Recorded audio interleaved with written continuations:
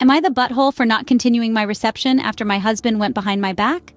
My now husband Lucas, 26, and I, F25, were getting married. We decided to tie the knot as we were having a little girl together and are madly in love.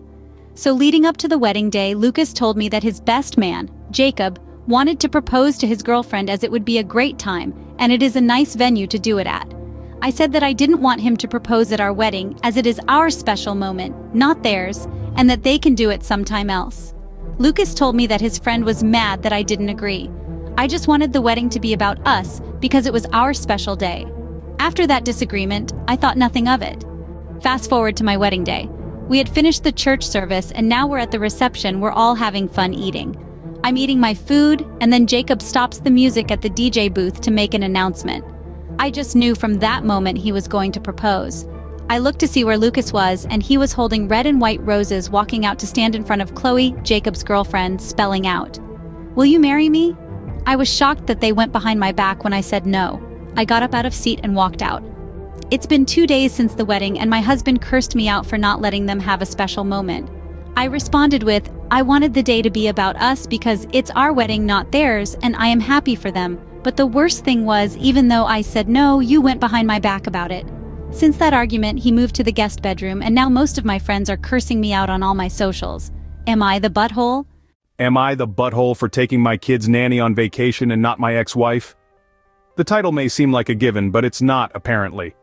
About 9 months ago, my current wife and I hired a nanny. I have 7 kids, 4 from my previous marriage and 3 from my current. Anytime we go on vacation, I plan it around when my other kids are going to be in our custody so we can all go. Our nanny comes with us as well, as was discussed when she was hired. The problem actually starts when my youngest from my previous marriage returned to her mom's and all she talked about was the nanny. My ex-wife accused me of abandoning our kids onto our nanny even though I don't. They just like hanging out with her. Every time my kids go back to their moms, she calls and texts me, infuriated. It all came to a head when I discussed going on a cruise with the kids, my wife, and the nanny over the summer because I have custody of them the entire summer. My ex-wife called me, calling me selfish, mean-spirited, a horrible father, etc. She said I should have invited her instead of our nanny because she's their real mother, and the kids already like the nanny more than her. What will happen in 3 months? And I never did things like these when we were married, even though I made significantly less money back then.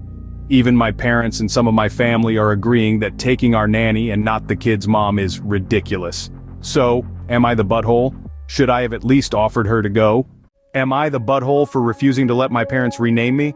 My parents gave my sister, brother, and me nature names, specifically water nature names. They wanted our names to have a theme without being matchy with the same initial. The story was told to us when we were little, and my parents were proud of the names they gave us. Back when we were all stuck at home, my parents started to express regret about their choices for us. They actually told us over dinner one night that they wish they had given us better names and apologized for making us live with the names we were given. A few months after that apology, my mom and dad told us they wanted us to be Elizabeth, James, and Michael. All 3 of us said we didn't want to change our first names.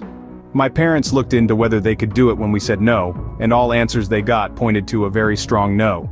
But they went ahead and tried anyway. But once we were asked if we wanted different names, we were told no. My parents brought it up a lot to us afterward. My brother asked why they wanted to name him Michael and said the name was crappy. They told him Michael was a timeless name that would age well and gave him some nickname choices. He said he hated it, so they asked if he would consider Charles instead, which he said was an even bigger no. So far, none of us have agreed to the name change. I told my parents that I know they regret the names, but we're all used to and like our names and don't want to go for more boring and common names. My parents argued that in the future we will regret it, and we'd have to pay for it ourselves when we're adults and we realize having weird names does not age well.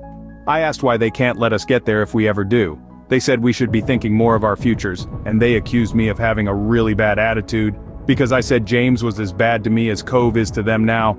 They told me to look online and I did, and I saw a lot of hate for our names, but I told them it still didn't change my mind. My parents said we should respect them enough as parents to allow this and that we're all being disrespectful. Am I the butthole? Am I the butthole for telling my sons that we would have only one child if my daughter were the firstborn? Before we became parents, my husband and I were one and done, meaning we only wanted one child, and we wanted a girl. And if our first child would have been a girl, she would very likely be an only child. However, I am beyond thankful that we had to try 3 times. I love my boys and wouldn't trade them in for anything in the world. But the truth is that we only tried 3 times because the first one and the second one weren't girls. Yesterday my boys were picking on their little sister. Normally they adore her, but yesterday they would not stop making fun of her.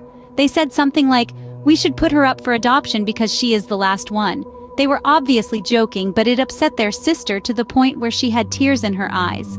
I told them to knock it off again and again, but they continued.